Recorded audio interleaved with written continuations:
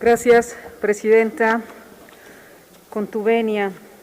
Buenas tardes, compañeras y compañeros, legisladoras, legisladores. Vengo a nombre de la Comisión de Igualdad de Género a presentar el dictamen de la minuta con proyecto de decreto por el que se reforman y adicionan diversas disposiciones de la Ley General de Acceso de las Mujeres a una vida libre de violencia en materia de órdenes de protección.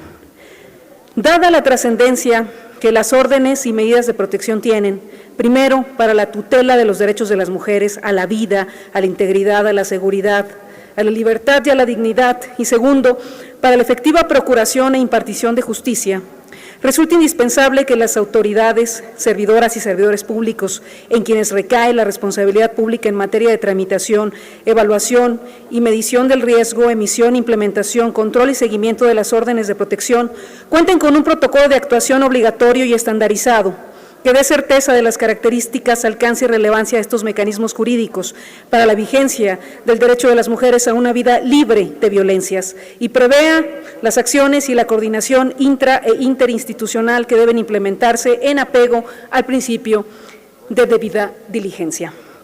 Para darnos cuenta de la dimensión del problema, de acuerdo con datos del Secretariado Ejecutivo del Sistema Nacional de Seguridad Pública, entre enero y septiembre del presente año se tienen registrados 12.218.980 llamadas procedentes y de ellas 7.154.455 refieren al tema de seguridad.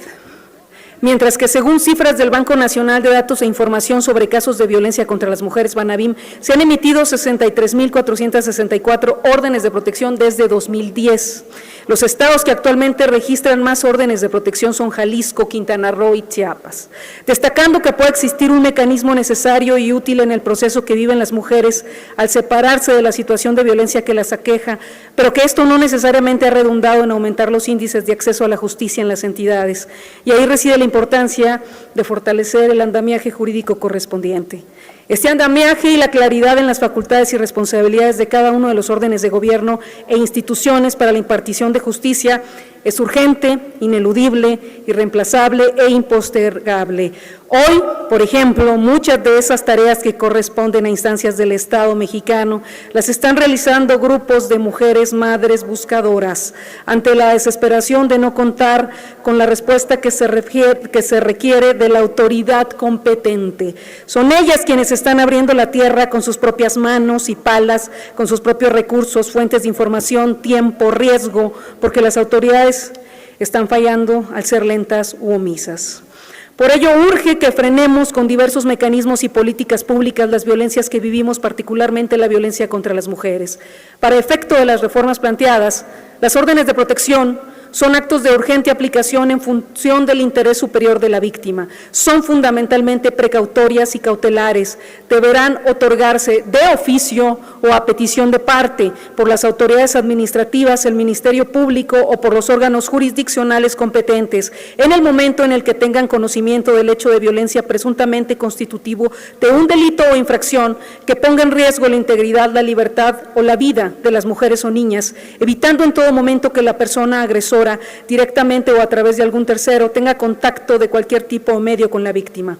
El propósito fundamental de estas modificaciones reside en agilizar los mecanismos que permitan a las víctimas resguardar su vida y su integridad desde el momento en que ocurre el acto violento, permitiendo que al ser emitidas por el MP y las autoridades administrativas y de naturaleza jurisdiccional, las personas podrán acceder más ágilmente a ellas. Las órdenes de protección tendrán una duración de hasta 60 días, prorrogables por 30 días más, o por el tiempo que dure la investigación, o prolongarse hasta que cese la situación de riesgo para la víctima. Deberán expedirse de manera inmediata o a más tardar dentro de las 4 horas siguientes al conocimiento de los hechos que las generan.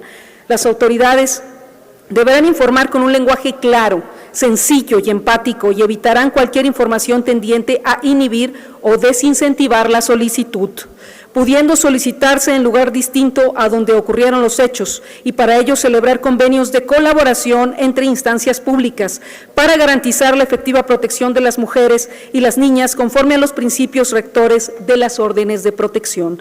Estas órdenes, en este caso las administrativas, además de las previstas en otros ordenamientos, podrán consistir en una o varias de las siguientes: el traslado de las víctimas a donde se requiera cuantas veces sea necesario en las diferentes diligencias para garantizar su seguridad y protección, custodia personal y o domiciliaria a las víctimas, alojamiento temporal en espacios seguros, tales como casas de emergencia, refugios y albergues, proporcionar los recursos económicos para garantizar su seguridad personal, transporte, alimentos, comunicación, mudanza y los trámites oficiales que requiera, así como diversos servicios, entre otros. Nuestro dictamen enfatiza que por ninguna circunstancia las autoridades administrativas, el Ministerio Público o el órgano jurisdiccional notificarán de sus actuaciones a la persona agresora a través de la víctima. Cualquier notificación es responsabilidad exclusiva de la autoridad. Basta de que las mujeres tengan que buscar al agresor hasta para informar lo que no deben de hacer. Eso es revictimización y vulnera sobremanera la integridad de las mujeres, sus hijas e hijos. Las autoridades que intervengan en el cumplimiento de una orden también serán las responsables de informar a la autoridad emisora sobre su implementación de forma periódica. Debe desarrollarse por parte del Gobierno federal y los gobiernos de las entidades federativas en un plazo no mayor a 120 días a partir de su publicación en el Diario Oficial de la Federación, un plan de capacitación a todo el personal ministerial y judicial sobre el contenido de la presente reforma. Hoy, 25 de noviembre, les invito a votar a favor del dictamen y que regrese a nuestra colegisladora para su aprobación final. Reconocemos a las senadoras promoventes, reconozco a las diputadas de la Comisión de Igualdad de Género por este voto unánime en torno a este dictamen. Es un día para recordar y reivindicar la memoria de las mujeres a quienes cruelmente nos han arrebatado. No lo permitamos más, vivas nos queremos. Es cuanto. Gracias. Gracias, diputada.